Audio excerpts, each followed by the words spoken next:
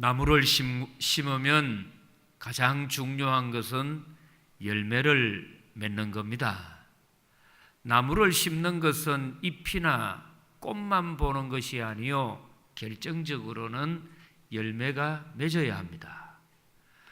만약에 열매를 맺지 못하면 땅만 차지하고 허비하기 때문에 오래 돌 농부가 없듯이 열매 없는 그런 사람들은 주님이 제해버리시고 세상 사람들도 불에 던져 태울 만큼 무가치한 삶으로 전락이 된다는 겁니다. 더운 여름이 계속될 것 같지만도 때가 되니까 벌써 가을이지 않습니까? 아침 저녁으로 서늘해서 참 지내기도 좋고, 저는 어제 저녁에 이불 덮고 잤습니다. 더위가 지내니까 얼마나 포근한 이불을 덮으니 잠도 잘 왔습니다. 이렇게 살다가 가을이 깊어지면 겨울이 올 테고 또 한 해가 결산을 하지 않습니까? 그처럼 우리 믿음이 내 삶에 정말 열매가 있을까? 성경에 보면은 많은 열매가 소개됩니다. 시편 127편의 말씀을 보시면은 자식은 여호와가 주신 기업이요 태의 열매는 상급이라. 그래서 이 한 해 동안 정말 내 가정의 자녀들이 좋은 열매를 맺을까? 정말 좋은 열매의 자녀일까? 아니면은 쭉정이와 가라지 같은 독버섯 같은 그런 자식으로 전락이 될까? 정말 우리 조심하고 기도해야 합니다. 우리 자녀의 좋은 열매가 있기를 원합니다. 더 나아가서 성령의 열매도 맺기를 원합니다. 초대교회에 보면은 사랑과 희락과 화평과 오래 참음과 자비와 충성과 온유와 절제, 그러면서 우리 예수 믿는 사람들에게는 정말 성령님이 역사하심으로 이런 성령님께서 맺혀주시는 열매 9가지가 다 충만하시기를 축복합니다. 그뿐만 아니고 우리는 전도의 열매, 회개의 열매, 빛의 열매, 입술의 열매, 기도의 열매. 아멘 안 하면 다시 하겠습니다. 전도의 열매, 빛의 열매 많이 맺기를, 좋은 결실을 바라보기를 축복합니다. 그럼 어떻게 해야 내 인생이 헛된 인생, 쭉정이의 인생이 아니요 열매 있는 인생이 될까? 오늘 이 본문에는 예수님이 자기를 포도나무로 비유하시고 하나님은 농부시고 우리 모두는 포도나무에 붙어있는 가지라는 겁니다. 그래서 이 가지의 존재는 결정적으로는 열매를 맺는데, 이 열매가 어떻게 해야 맺어지느냐? 가지가 열매를 맺으려고 용쓰고 땀 흘리고 몸부림치고 가지가 부르르 떨고 막 그래서 하는 게 아니요, 가지가 포도나무 둥치에 붙어만 있으면은 열매를 맺게 하신다. 열매를 맺게 하신다. 그래서 이제 이것을 뭐라고 하느냐 하면은 너희가 내 안에 거하면은, 너희가 내 안에 거하면 나도 너희 안에 거할 것이요. 그래서 이것을 유명한 신학적으로 표현으로는 엔크리스토스라고 해서 그리스도 안에 있는 것이다. 자, 오늘 본문 보시겠습니다. 15절 1장, 제가 15장 1절, 나는 무슨 나무라고 합니까? 참포도나무다. 나 포도인데 참포도나무요, 내 아버지는 농부라. 물은 내게 붙어 있어 열매를 맺지 아니하는 가지는 아버지께서 그것을 어떻게 해버리신다고요? 제거해버리시고 목날린다 이 말입니다. 무릇 열매를 맺는 가지는 더 열매를 맺게 하려 하여 그것을 깨끗하게 하시느니라. 너희는 내가 일러준 무엇으로 깨끗하여졌다고요? 말로, 다른 말로 예수님의 말씀으로 샤워함으로 우리가 깨끗하여졌으니, 4절 보세요. 내 안에 거하라. 나도 너희 안에 거하리라. 가지가 포도나무에 붙어있지 아니하면 스스로는 열매를 맺을 수 없음같이 너희도 내 안에 있지 아니하면 그러하리라. 5절 다 같이 읽어보겠습니다. 나는 포도나무요 너희는 가지라. 그가 내 안에 내가 그 안에 거하면 사람이 열매를 많이 맺나니 나를 떠나서는 너희가 아무것도 할 수 없음이라. 6절부터 제가 읽어드립니다. 사람이 내 안에 거하지 아니하면 가지처럼 밖에 버려져 마르나니 사람들이 그것을 모아다가 불에 던져 사려느니라. 너희가 내 안에 거하고 내 말이 너희 안에 거하면 무엇이든지 원하는 대로 구하라. 그리하면 이루리라. 너희가 열매를 많이 맺으면 내 아버지께서 영광을 받으실 것이요 너희는 내 제자가 되리라. 아멘. 믿음의 최고봉이 뭐냐면은 예수님 안에 거해서 예수님과 함께하는 임마누엘의 믿음입니다. 그래서 성경에 보면은 진짜 중요한 믿음은 어떻게 해서 일어나느냐? 예수님 안에 거할 때인데 로마서 8장 1절에 있는 말씀을 보면은 그러므로 이제 그리스도 예수 안에 있는 자에게는 결코 정죄함이 없나니 이는 그리스도 예수 안에 있는 생명의 성령의 법이 죄와 사망의 법에서 너를 해방하였음이라. 우리가 해방을 받고 죄 용서함을 받기 위해서는 누구 안에 있어야 합니까? 예수 안에만 있으면 됩니다. 그게 뭐 내가 용 쓰고 안 쓰고가 문제가 아니에요. 마치 뭐 같아요? 홍수가 났을 때 다 사람이 죽는데 어디 안에 들어가면 살아났습니까?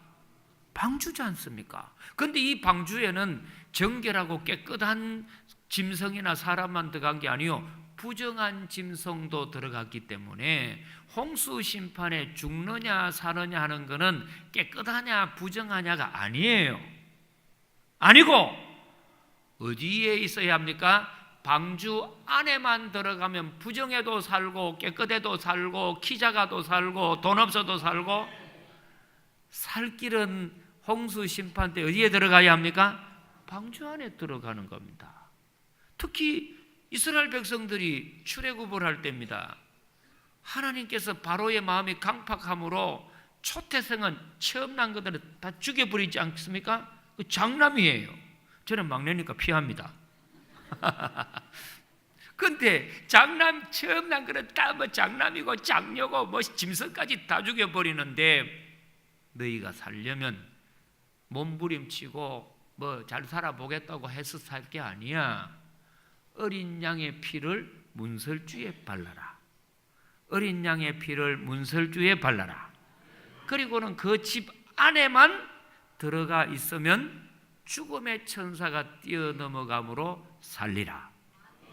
꼭 그 집 안에 키 작은 사람이든 뭐 큰 사람이든 못생긴 사람 이렇게 뜻이 아니고 돈 있든 없든지 저 자갈마당에 있는 그분도 또 노숙자도 우리 교인도 살 길은 뭐예요? 어디에 뭐를 바른 집안에 들어가면 됩니까?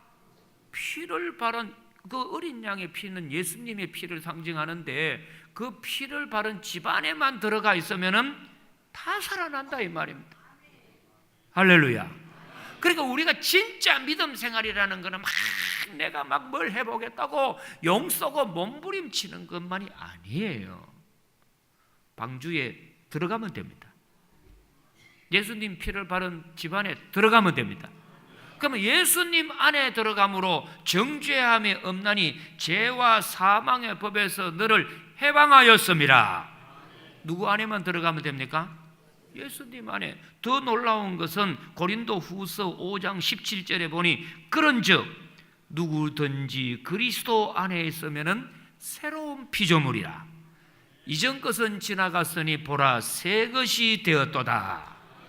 새로운 피조물로 우리가 나는 것은 뭐 내가 뭐 철 따라 옷 새 옷 입고 좋은 거 가지고 먹고 해가지고 뭐 그래야 새 것이 되는 거 아니고 누구 안에만 들어가면 예수님 안에만 들어가면 예수님이 새롭게 해주십니다. 예수님이 풀어주십니다. 특히 에베소서 1장 3절에 보니 찬송하리로다 하나님 곧 우리 주 예수 그리스도의 아버지께서 그리스도 안에서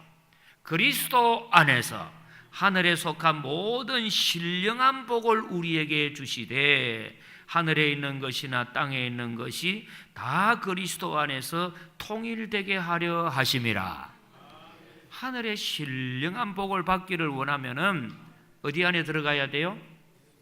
막 모르는 사람은 40일 금식기도 하고 철야기도 하고 막 그러면은 신령한 하늘의 복을 받는 줄 알지만 그게 아닙니다. 복음은 인간의 의지로 막 내가 살아보겠다고 몸부림치는 게 아니고 예수님 안에 들어가기만 하면은 주님이 책임을 줍니다.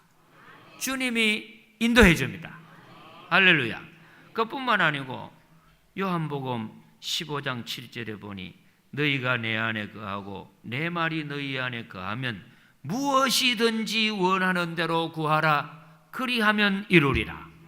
사무엘은 살아갈 때에 하나님이 얼마나 복을 주셨느냐. 그가 하는 말은 하나도 땅에 떨어지지 않게 하시느니라. 기도하는 대로 응답되는 겁니다. 그가 손이 수고하는 대로 축복을 받습니다. 이런 축복이 있기를 원합니다. 그러려면 우리가 어떻게 하느냐? 예수님 안에만 들어가서 구하면 무엇이든지 구하라 이루어 주시리라. 갈라디아 3장 26절에 보니 너희가 다 믿음으로 말미암아 그리스도 예수 안에서 하나님의 아들이 되었으니. 하나님의 자녀가 되는 것도 누구 안에 들어가야 합니까? 예수님 아니에요. 지난번에 보니까 아이를 놓을 때 산모가 참 힘들지 않습니까? 남자들은 아이를 한번 낳아봐야지 부인의 심정을 아는데, 조 목사님 웃지만 말고, 참 아이 놓는 게 보통이 아닙니다. 저도 집사람 아이 놓을 때 보니까 막 오페라가 따로 없어요. 막 허리를 비틀고 그러는데 제일 좋은 출산법이 수중부모이랍니다. 그래서 전 처음에 수중부모만 하면 아이가 물속에 들어가서 놓으면 질식에 죽을 텐데 그거 되겠나 싶었는데, 그게 다큐멘터리로 딱 나오는 걸 보니까 아이를 놓았어요. 근데 이 아이가 물에 들어가서는 막 좋아가지고 놀더라고요. 엄마 양수, 그 뱃속에도 양수니까 거물인 줄 알고 막 노는데, 저거 1분 지나면 질식해서 죽을 텐데, 숨가 볼 텐데 하니까 전혀 그런 게 없어. 그럼 어떻게 저래 하고 보니까 어머니 태가 연결되어 있는 겁니다. 어머니 태가 연결되어 있어. 어머니 산소가 그 태를 통해 공급을 받는 거예요. 그거 자르면 이제 죽죠. 그리고 그처럼 이래 보니까 아이가 물속에 나오니까 아무런 뭐 부딪히는 거나 그런 거 없이 싹 해가지고서는 그렇게 안전분만을 하더라고요. 그처럼 우리 인생의 살 길은 뭐냐? 예수님과 연결되기를 원합니다. 예수님 안에만 있으면 주님이 공급해 주시는 거예요. 예수 믿는 사람 중에 제일 어리석은 사람이 어떤 사람이냐? 내가 예수 믿으려 하고, 내가 예수님을 끌고 다니려 하고, 내가 마음대로 교회를 해보려고 하면 죽으라고 고생만 하지 되는 일은 없습니다. 그러면 진정하게 예수님 안에 있는 삶을 살게 되면 어떤 삶이 일어나느냐? 내 삶의 근본이 변화가 옵니다. 할렐루야. 어떤 변화가 오느냐 하면 주님의 놀라우신 은총으로 주님이 나를 완전히 내 삶을 바꾸어 주십니다. 얼마 전에 저는 안도현 씨의 시를 읽은 적이 있습니다.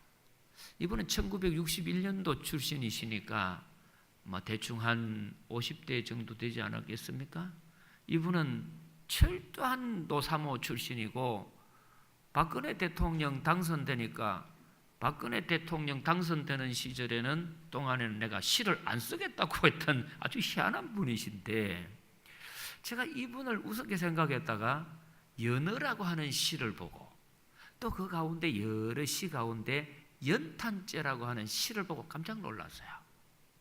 연탄죄 많이 아시죠? 제가 한번 연탄죄를 읽어드릴 테니까 자막도 한번 띄워주시면 좋겠는데요. 시가 이래 됩니다. 너에게 묻는다. 연탄죄 함부로 발로 차지 마라. 너는 누구에게 한 번이라도 뜨거운 사람이었느냐? 다시 읽어드리겠습니다. 너에게 묻는다. 연탄재 함부로 차지 마라. 너는 누구에게 한 번이라도 뜨거운 사람이었느냐? 반쯤 깨진 연탄, 언젠가는 나도 활활 타오르고 싶을 것이다. 이게 뭔 말이에요? 이제 겨울이 되면은 연탄 피우고 연탄재를 버리거든요. 그러면 쓰레기고 하찮다고 발로 차버립니다. 그럼 죽은 것이 이렇게 굴러가는 것이 연탄재인데, 근데 이 시인은 뭐라고 합니까? 야, 너 함부로 연탄재 차지 마. 너 인간이지만은 연탄재 같이 한번 네 자신을 불태운 적이 있어? 네 인간으로 태어나가지고 한번 네 삶을 뜨겁게 불타오른 적이 있었느냐 말이야. 미쳐본 적이 있나 이 말이지. 이분이 그 다음 이렇게 나와요. 보면은 나의 존재도 까마득히 뭉개질 터이니 죽어서 여기서 찬란한 끝장을 보고 싶다. 어떻게? 나를 기다리고 있는 찬란한 밑불 위에 지금은 인정머리 없는 차가운 내 몸을 얹고 아래쪽부터 불이 건너와 옮겨 붓기를, 시간의 바통을 내가 넘겨받는 순간이 오기를, 그리하여 서서히 온몸이 벌겋게 달아오르기를 나도 느껴보고 싶은 것이다.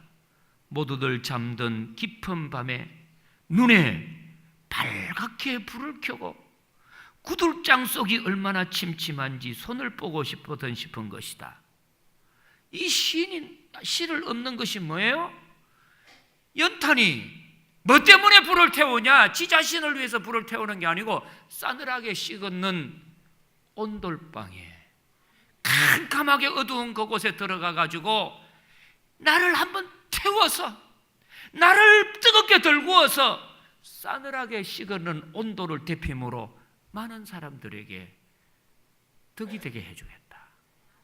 그러면 야, 너 인간이 돼가지고 그동안에 너 어디다가 한번 미쳐봤어? 네 인생 한번 뜨겁게 달구어가지고 많은 사람들에게 덕을 보인 적이 있어? 그런 적이 한 번도 없으면서 어떻게 나를 함부로 발로 차? 너 연탄재보다 못하잖아. 네 인생 언제 한번 뜨겁게 달구었는데. 제가 이 시를 보면서요, 회개를 많이 했습니다. 내가 명색이 목사고, 내가 명색이 남자고, 내가 명색이 짐승이 아니고 인간인데, 내가 살아오면서 정말 예수님을 위해서 한번 미쳐봤나? 뜨겁게 내가 한번 달궈봤나? 주님을 위해서 한번 얼어붙었는 그 냉방의 온돌 구들장을 덮이기 위해서 한번 나를 태워봤냐? 그럴 때 과연 내가 그런 적이 있냐 말이죠. 아, 진짜 그러네. 내가 연탄재보다 못한 인간이네. 지난번에 대구시에서 참 우리 대구시 여전도의 연합에서 하나 되게 하소서 집회가 있었습니다. 서문교에서 했습니다.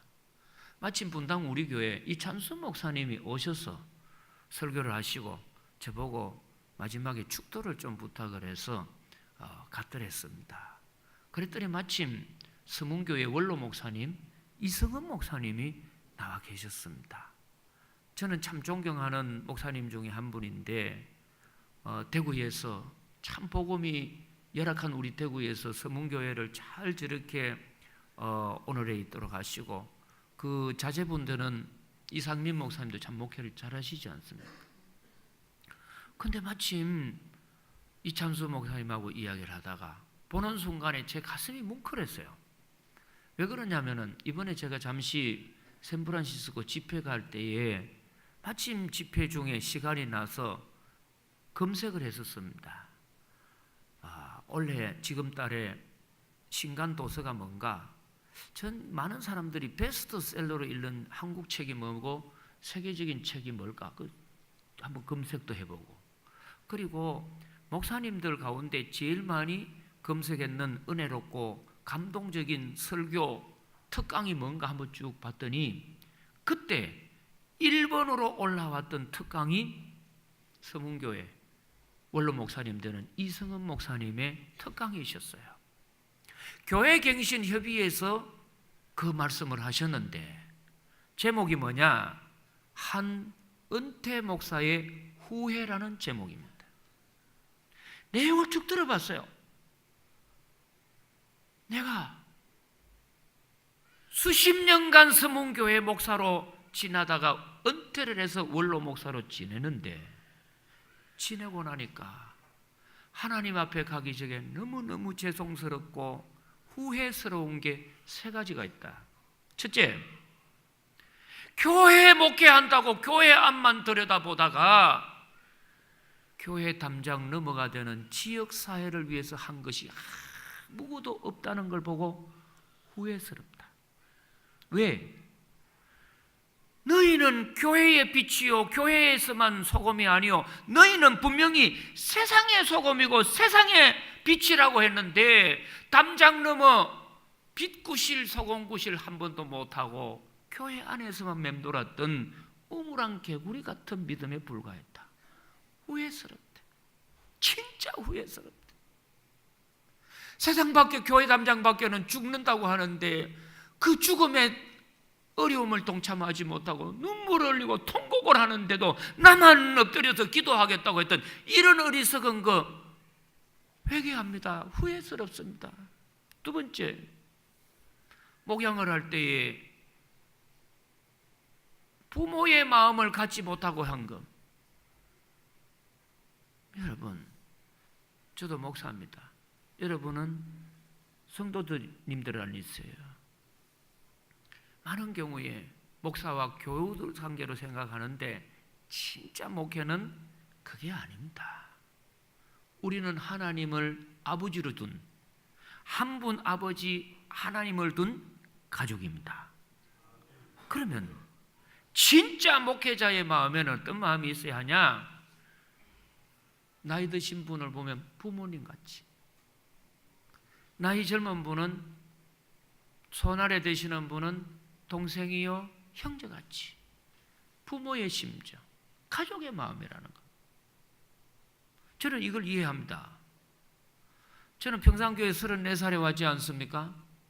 첫 번째 제가 결혼 주례를 하게 되었습니다. 그때 제 나이가 34살입니다. 몇 살이라고요?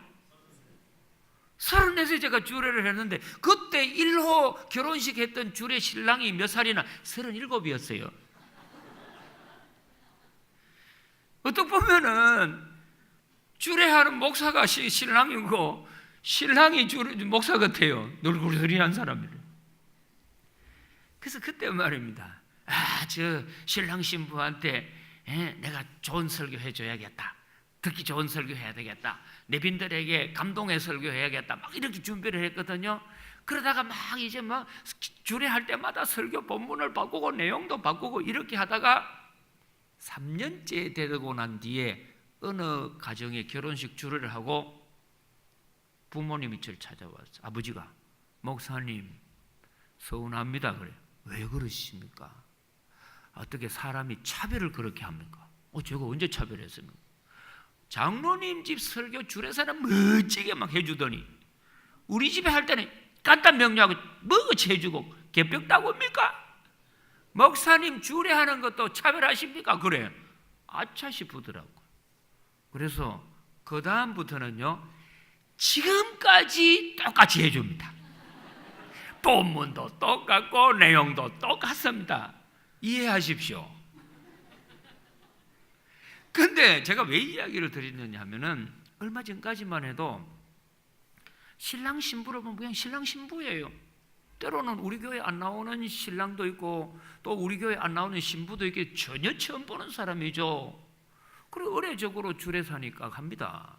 근데 얼마 전부터 신랑이 또 걸어 들어오는데 깜짝 놀랐어요. 그 신랑이 갑자기 우리 아들이 걸어오는 것 같았어요. 미국에 있는 아들이 왜 걸어 들어와? 근데 제 마음속에 그게 신랑이 아니고 남의 자식이 아니고 내 아들같이 보였어요. 신부가, 저는 딸이 없어요. 딸이 있으면 진짜 잘해줄 텐데 딸이 없습니다. 그 신부가 남의 딸이 아니고 내 딸같이 느껴졌어요. 이럴 때 내가 미사 여구 주례 삼아 하면 되겠나? 하객들 기만 간지럽히는 그런 설교만 하면 되겠나? 진짜 내 딸이고 진짜 내 아들이면은 잘 살도록 하는 핵심적인 말을 해줘야 되지 않겠나? 그렇지 않습니까? 그때 내가 해줄 말이 뭐냐? 다른 말 없어요. 딱 한마디입니다. 너희들 잘 살려면 예수 잘 믿어야 한다. 예수 잘 믿는 거다. 금방 보기에는 세상의 부귀영화가 대단한 거 하지만 다 부질없는 것이야. 어린아이가 수중분만 해가지고 살 길은 엄마 태에 연결되듯이 우리 인생이 살 길은 예수님에게 붙어 있는 것이야. 예수님 안에 사는 것이야. 예수님만이 살 길이다. 제 마음에 그게 들어오는 겁니다. 맞는 말이죠. 그래서 요즘은 교우들을 이렇게 볼 때 그냥 일반 교우가 아니에요. 다 우리 가족입니다. 내 한 가족인데 내가 설교를 할 때 직업의식으로 설교하고 끝나? 그냥 성도들 기만 간지럽히도록 끝나? 이게 아니잖아요. 저는 정말 우리 교회 성도님들이 예수 잘 믿고 축복받기를 원합니다. 실제로 이게 중요합니다. 그러면 우리가 살아갈 때, 내가 한번 살아갈 때 한 번쯤은 주님에게 딱 붙어 있어야 되는데, 하찮은 연탄재도 한 번간은 자기의 몸을 뜨겁게 달구고 타올랐는데, 내가 예수를 믿으면서 언제 한번 뜨겁게 정말 내 인생과 시간을 태운 적이 있냐?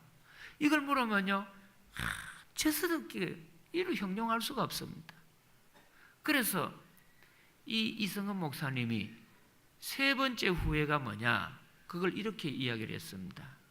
내가 수십 년 목회를 해오면서 초대교회 사도들은 세술에 취한 사람들이다, 미친 사람들이라고 소리를 들었는데 나는 지금까지 예수에게 미친 사람이라는 소리를 들은 적이 없다.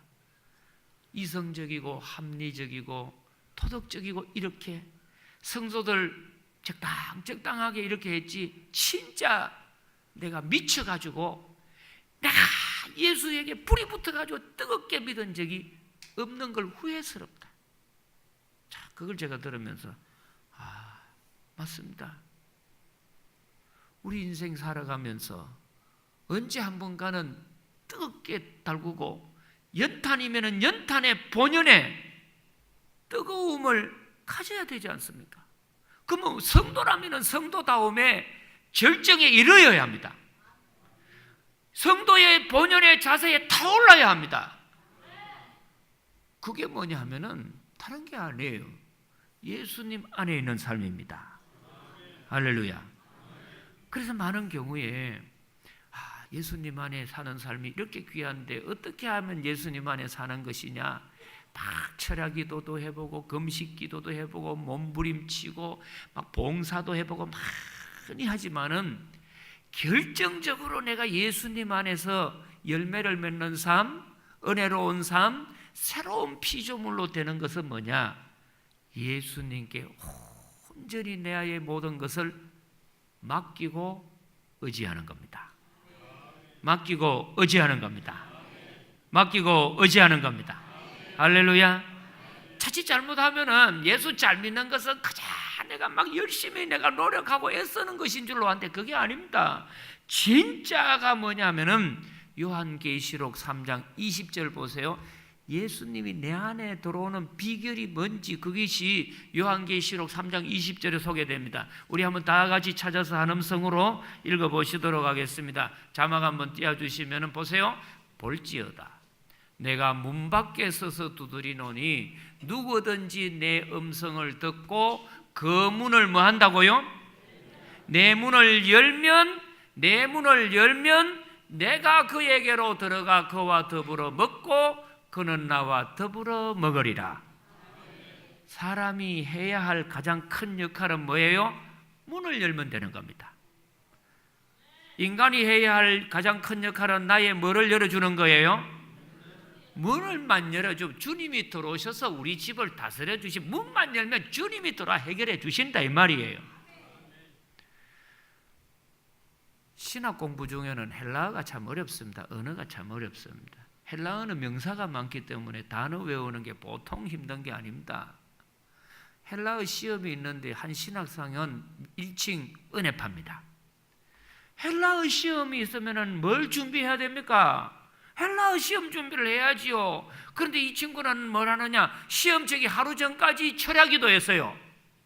주여! 저에게 능력을 주시고 헬라어 시험을 받으면, 시험지를 받으면 영안이 열리기를 원합니다 하고 기도하고 가가지고 시험지를 딱 봤는데 헬라어 한자도 모르는 겁니다. 기가 막혀가지고 1시간 또 연구하다가 이제 공부는 평소에 해야 되는데 시험지 받아놓고 연구한 거죠. 그러니 답이 안 되니까 뭐라고 적었냐?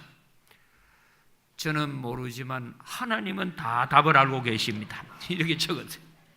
하나님 알고 있어요. 근데 그 이제 채점을 했던 헬라어 교수님도 은혜가 많은 교수님이라 말은 맞지요. 하나님은 다 알고 계시죠. 그렇지 않습니까? 그럼 맞기는 맞아. 그래서 이제 이분이 아주 그 명답을 써놔줍니다. 학생, 하나님이 다 아심으로 하나님은 100점, 학생은 모름으로 0점. 참 그 교수님도 훌륭한 분이세요. 이게 뭐냐면은 하나님이 하실 일이 있고 내가 학생이 해야 할 일이 있습니다. 그처럼 하나님이 하실 일, 내가 해야 할 일이 있는데 제일 중요하게 내가 해야 할 일은 뭐냐면은 주님을 인정하는 겁니다. 내 마음의 문을 연다는 것은 주님을 인정하고 주님께 내 모든 것을 의지하는 겁니다. 맡기는 겁니다. 맡기고 나서는 내가 염려를 안 해야 되는데, 맡기고 나서는 하나님이 이거 실수하면 안 되는데 또 가서 돌라고 합니다. 저는 우리 성도님들이 진짜 예수 잘 믿는 사람 되기를 축복합니다. 그게 뭐냐면 예수님 안에만 들어가면 되는데, 그게 뭐냐? 몸부림치는 게 아니에요. 요즘 광고 중에 6살 난 딸아이하고 엄마가 나오는 광고가 있습니다.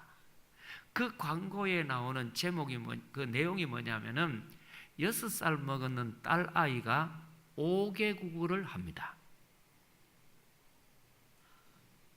근데 왜 아무도 안 놀라세요? 6살 먹었는 딸아이가 5개국어를 합니다. 여러분 몇 개 국어 하세요? 한국말, 거짓말, 농담 뭐 이런 거 말고, 전라도 사투리 말고, 이 6살 먹었는 아이 이름이 서연이에요. 서연이는 한국말, 일본말, 미국말, 또 중국말, 스페니시까지 5개국어 합니다. 그럼 어떻게 해서 저렇게 됐을까? 별난 엄마가 아이를 잡았는 모양이다. 하여튼 한국은 뭐 이런 저런 소리 할 수 있을 텐데 이분의 사연이 쭉 소개되었어요. 대학을 졸업하고 난 뒤에 명문 대기업에 들어가서 신입사원으로 들어갑니다. 그리고 결혼을 하고 났습니다. 신입사원이니까 인수인계하고 그 직장에 업무 파악하려면 정신이 없잖아요. 근데 결혼까지 해보니까 엎친 데 덮친 격으로 아이가 들어선 겁니다. 입덧을 하고 막 그러다가 출산휴가 3개월을 받고 낳습니다.